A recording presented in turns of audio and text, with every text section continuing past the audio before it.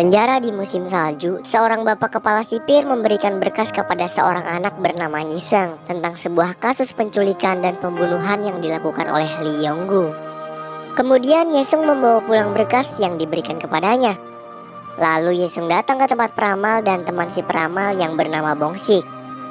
Saat Yesung telah diramal, tiba-tiba ada 3 orang anak masuk ruangan tersebut, dan salah seorang dari mereka bernama Shin Bongsun, anak dari Bongsik. Yesung bersama Bongsik dan Chunho datang ke gereja menemui So Yang Ho. Ternyata Yesung ini adalah seorang jaksa pembela loh. Yesung ingin membuktikan fakta sebenarnya dari sebuah kasus yang terjadi, karena Yesung adalah seorang saksi di TKP. Kita kembali ke bulan Februari tahun 1997. Saat itu Yesung masih sangat kecil. Dia menari dan menyaksikan lagu dari film Sailor Moon bersama sang ayah bernama Yonggu di TV depan sebuah toko. Yonggo ini adalah seorang laki-laki berusia 40 tahunan yang mengalami disabilitas mental karena kecerdasannya yang sangat rendah. Nah, di samping TV toko itu, Yesung melihat sebuah tas kuning bergambarkan Sailor Moon. Ia sangat tertarik dan menginginkan tas tersebut, yang mana tas itu tinggal satu-satunya yang tersisa di toko itu. Tapi hari ini ayahnya tidak membawa uang. Dia berjanji akan membelikan untuk Yesung besok setelah ia mendapatkan gajinya. Tiba-tiba tas itu dibeli oleh seorang bocah bersama ayah dan ibunya. Karena tidak mau Yesung kecewa, Yonggu meminta sambil memohon kepada ayah anak tersebut untuk tidak membeli tas. Tapi karena perlakuan Yonggu yang aneh, ayah dari anak tersebut tidak terima, lalu dia menampar Yonggu. Yesung yang melihat ayahnya diperlakukan seperti itu tidak terima dan mencoba melerai. Namun Yonggu yang sambil memohon masih saja terus ditampar sampai akhirnya manajer toko tersebut berhasil melerai mereka. Di malam hari setelah kejadian tersebut, Yonggu berjanji akan membelikan Yesung tas Sailor Moon untuk hari pertama sekolahnya. Meskipun mereka hanya tinggal berdua dan memiliki ekonomi yang kurang, mereka terlihat sangat bahagia dan tidak mengeluh. Keesokan paginya, Yesung mengantar sang ayah untuk pergi bekerja dan tidak lupa membawakan bekal minum untuk ayahnya.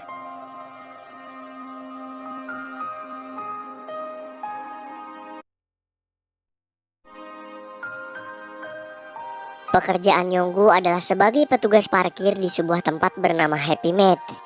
Ketika dia sedang menikmati jam istirahatnya dan menghitung uang gaji yang ia dapat, Yonggu diingatkan dan diajak oleh anak yang kemarin untuk membelikan Yesung tas Sailor Moon. Dalam perjalanan di dalam sebuah gang yang sepi, tiba-tiba anak tersebut jatuh dan kepalanya terbentur sebuah batu. Sontak Yonggu melakukan pertolongan pertama dengan memberikan nafas buatan dan melonggarkan pakaian anak tersebut agar mudah untuk bernafas. Tapi naasnya kejadian tersebut malah menjadi petaka baginya. Karena di saat yang bersamaan seorang ibu-ibu yang sedang berjalan melihat aksi Yonggu tersebut. Sebab situasi cuaca yang dingin, kondisi gang yang sepi, serta rasa panik dari ibu-ibu itu, Yonggu ini jadi terlihat bersalah seperti sedang melakukan pelecehan terhadap anak tersebut. Padahal Yonggu bermaksud minta tolong sama ibu-ibu itu, tapi dia malah pergi dan berteriak minta tolong meninggalkan Yonggu. Yesung tidak mendapatkan kabar apapun. Ayahnya yang sedang di dalam kantor polisi malah menjadi bulan-bulanan para polisi karena kesalahpahaman yang dibuatnya. Keesokan harinya, Yonggu dibawa polisi untuk melakukan olah TKP. Tapi parahnya, di sana polisi memanipulasi Yonggu supaya melebih-lebihkan tragedi. Dengan iming-iming dia bisa pulang bersama anaknya kembali, yang bikin seakan-akan Yonggu malah menjadi melakukan kejahatan dan melakukan pelecehan seksual kepada korban. Yesung yang pergi dari rumah menuju TKP kaget melihat bahwa ayahnya sedang menjadi tersangka di olah TKP. Mereka berdua pun saling berteriak memanggil.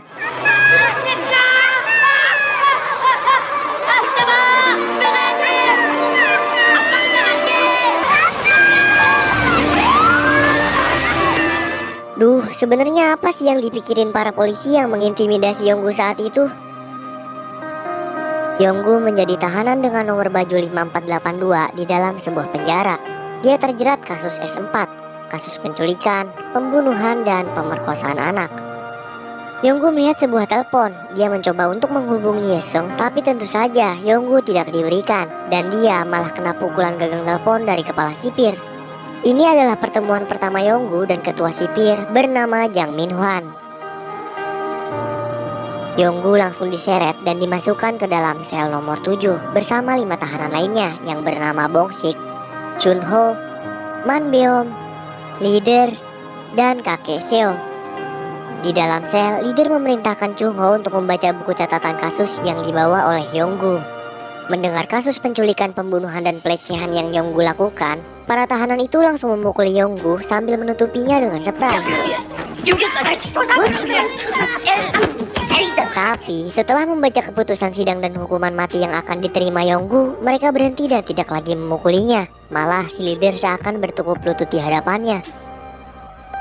Di hari yang sama, Yesung dibawa ke sebuah panti asuhan, dan karena dia tidak tahu kapan ayahnya pulang, Yesung berinisiatif untuk menempelkan alamat juga nomor telepon panti yang ia tinggali, agar saat ayahnya kembali dia tidak bingung untuk mencari Yesung kemana. Di dalam penjara terjadi sebuah insiden. Sang Myun, bos dari komplotan tahanan lain, tidak terima dengan Leader yang sedang melakukan bisnis yang dapat merugikannya.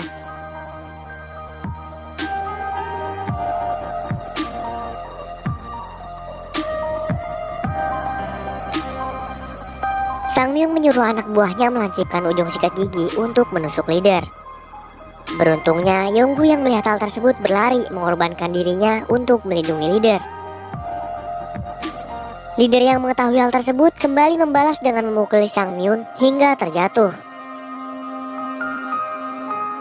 Leader ingin membalas kebaikan dan pengorbanan Yonggu dengan memberikan apapun yang ia mau. Tapi di sini Yonggu nggak mau apa-apa. Dia cuma mau Yesung anaknya. Suatu hari di dalam penjara diadakan suatu acara paduan suara. Siapa sangka nih kalau Yesung menjadi salah seorang dari 3 anak kecil yang mengikuti paduan suara tersebut. Di saat para tahanan dan paduan suara mulai menari, Yesung ditarik dari belakang panggung. Dengan tubuhnya yang imut dan kecil, ia dimasukkan ke dalam sebuah kardus berisi roti dan dibawa ke dalam penjara oleh Manbeom untuk dipertemukan dengan Yonggu, ayahnya.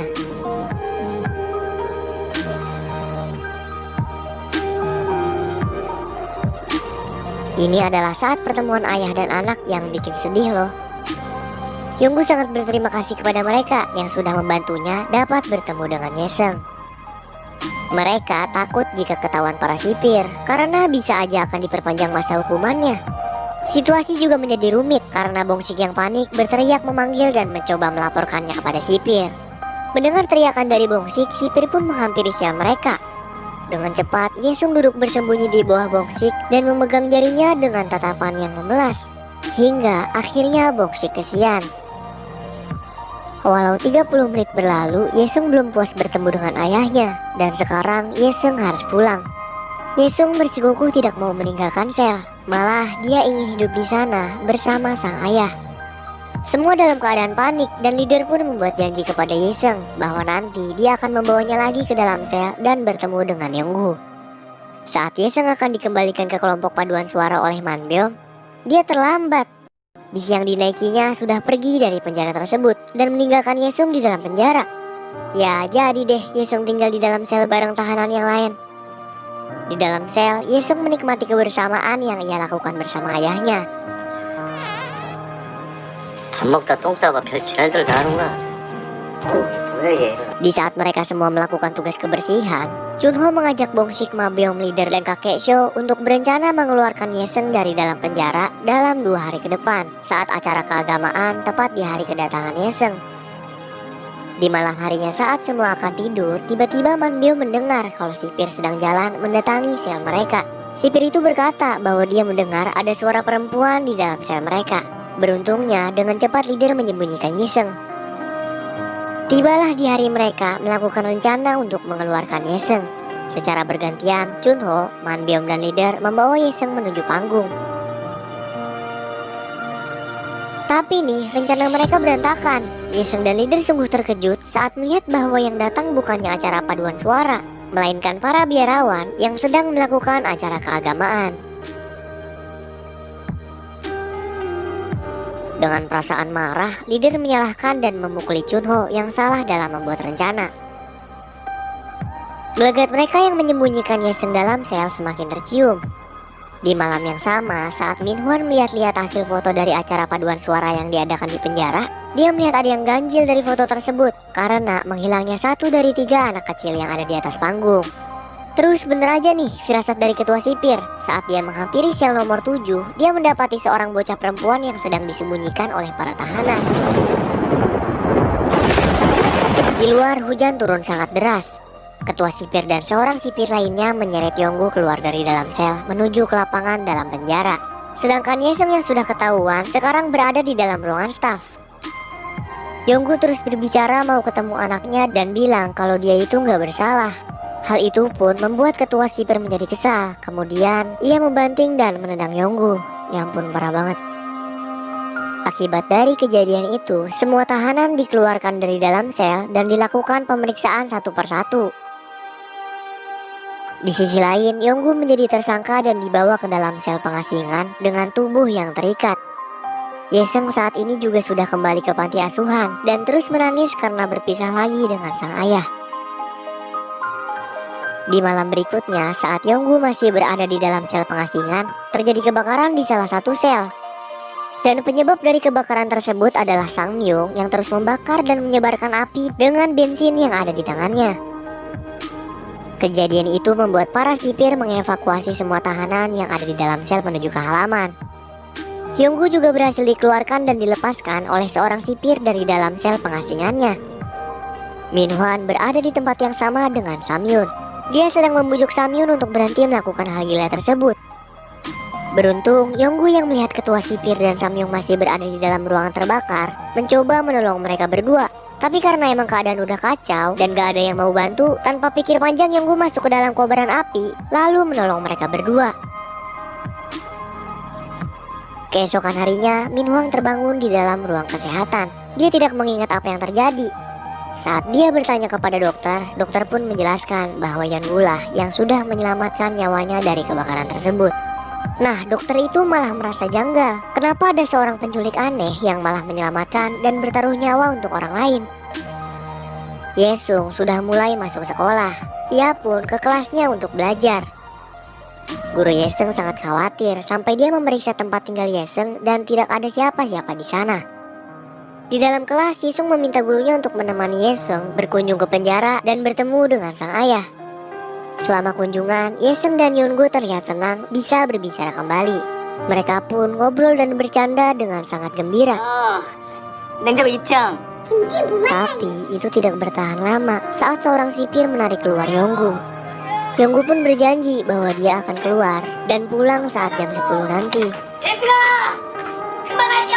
Ketua sipir terus saja memperhatikan apa yang dilakukan Yonggu. Ia juga menjenguk Yesung yang sedang dirawat di rumah sakit karena kangen ayahnya. Tiba-tiba, entah apa yang dipikirkan oleh ketua sipir, dia membawakan sel nomor 7 sebuah kardus besar. Para tahanan mengira yang ada di dalam itu adalah kue beras. Tapi semuanya terkejut kalau Yesung lah yang ada di dalam kardus tersebut.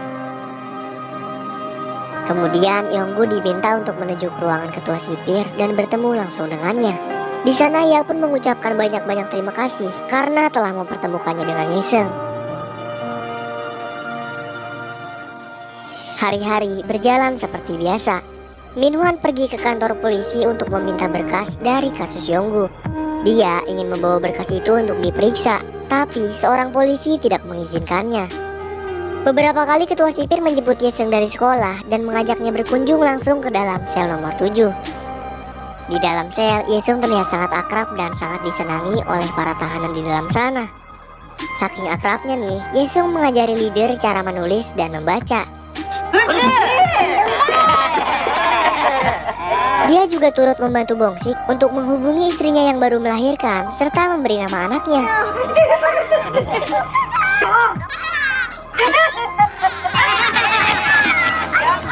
나는 네가 제일 든든하다. Keputusan sidang Yonggu sudah ditetapkan dari pengadilan. Para tahanan sel nomor 7 membuat reka ulang kejadian untuk membantu mempersiapkan Yonggu di dalam persidangan. Semua fakta sebenarnya pun terungkap di reka ulang kejadian yang mereka buat. Saat itu korban sedang berjalan di pasar yang sepi dan diikuti oleh Yonggu dari belakang. Dalam perjalanan Yonggu terjatuh dan korban juga terjatuh tergelincir es yang licin karena saat itu suhu mencapai minus 18 derajat. Nah, saat terjatuh, korban menarik sebuah tali. Tapi bukannya menahan dia dari jatuh, hal itu malah membuat batu bata yang ada di atasnya menimpa kepala si korban, yang membuat korban tewas di tempat. Melihat hal tersebut, Yonggu yang sudah belajar tentang CRP, Cardiopulmonary Resuscitation, atau pertolongan pertama nafas buatan, langsung dong mempraktekannya pada si korban. Tapi karena kondisi Yonggu yang sulit untuk berbicara panjang dengan jelas, akhirnya dia menjadi tersangka. Ditambah yang menjadi korban adalah anak perempuan satu-satunya dari seorang komisaris jenderal polisi. Di dalam persidangan masa sekarang, leader, Manbeom dan Minhwan menjadi saksi. Mereka membantah semua tuduhan yang diberikan kepada Yonggu. Minhwan mengetahui apa yang sebenarnya terjadi dan juga tahu kalau Yonggu itu tidak bersalah. Tapi dia hanya seorang ketua sipir di sebuah penjara. Dia tidak memiliki hak dan kewenangan apapun dalam kasus Yonggu. Saat di dalam sel penjara, Yonggu dibantu teman satu selnya terus berlatih untuk meningkatkan daya ingat Yonggu saat nanti di persidangan. Jadi dia bisa mengungkapkan apa yang sebenarnya terjadi. 먼저 허리띠를 풀어. 손도장 찍으면 집에 보내준다고 예승이한테. 재판 끝. Tapi saat persidangan untuk menjatuhkan hukuman Yonggu, dia malah terdiam tidak menjawab pertanyaan dari jaksa penuntut. Karena sebelumnya Yonggu dipukulin dan putrinya diancam akan dibunuh komisaris polisi. Yonggu dengan mentalnya yang lemah itu tentu aja panik. Di persidangan, dia cuma bisa diam dan memikirkan ancaman dari si komisaris polisi. Membuat Yonggu terintimidasi psikologisnya dan terpaksa mengaku di depan hakim bahwa Yonggu melakukan kasus tuntutan itu semua. Permohonan naik banding Yonggu sebagai terdakwa ditolak dan hukuman persidangan tingkat 1 diberikan kepadanya. Alhasil, Lee Yonggu diberikan hukuman mati. Di sisi lain, Yesung diajak Minhwan untuk tinggal di rumahnya bersama sang istri. Mereka bertiga melakukan hal bersama layaknya seorang keluarga. Tidak lupa, Yesung selalu mengirimkan surat kepada Yonggu yang membuat ia sangat bahagia saat membaca surat dari Yesung.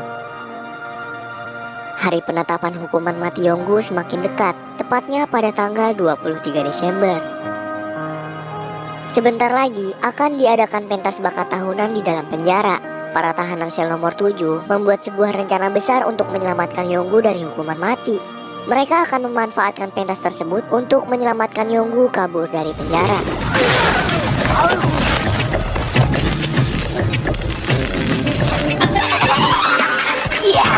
Semua persiapan sudah matang dan rencana siap untuk dijalankan.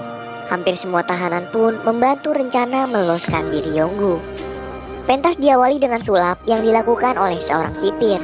Dan saat para anggota paduan suara bernyanyi lalu turun ke panggung, mereka memegang satu persatu tangan dari sipir dan tahanan. Salah satunya adalah Yonggu yang dituntun oleh Yesung menuju pintu.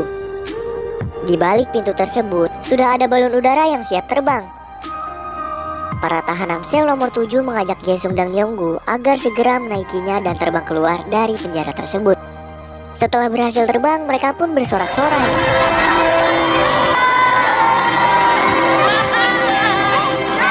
Disertai dengan para penjaga yang mulai sadar kalau mereka akan kabur, namun berhasil dicegah oleh para tahanan lainnya.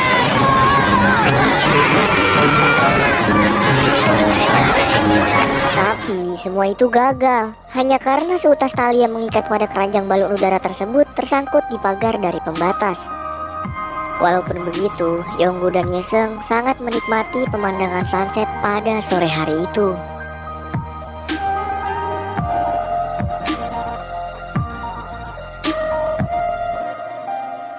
23 Desember, hari saat Yonggu dijatuhkan hukuman mati, di dalam sel nomor 7 para tahanan memberikan kue dan hadiah kado kepada Yesung. Yonggu lalu mengeluarkan kotak besar untuk Yesung, yang mana di dalam kotak tersebut berisikan tas kuning Sailor Moon yang selama ini diinginkan oleh Yesung. Yesung sangat berterima kasih pada ayahnya karena telah memberikan hadiah. Begitu pula dengan Yonggu, ia sangat berterima kasih kepada Yesung karena bersedia menjadi anaknya hingga ia merasa menjadi ayah terbahagia. Setelah itu diantar oleh Yesung, Minhwa dan sipir lainnya, Yonggu menuju tempat eksekusinya. Inilah saat terakhir Yonggu dan Yesung akan berpisah selamanya.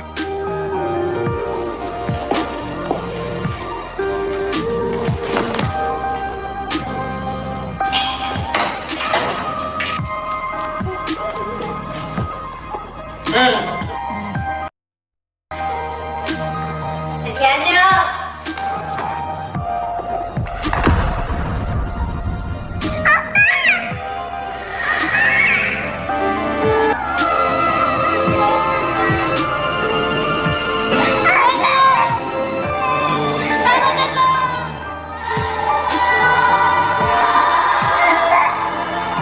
Di dalam persidangan setelah menerima kesaksian, tidak ada bukti yang cukup bahwa Yonggu melakukan kasus tersebut.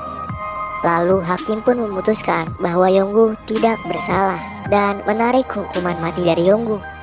Tapi semua ini udah terlambat dan Yonggu sudah tidak ada lagi di dunia ini.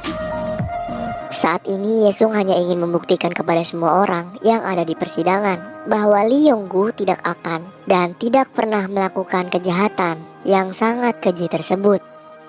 Film pun diakhiri dengan Yesung yang sudah dewasa mengingat kembali masa ia bersama ayahnya dalam balon udara.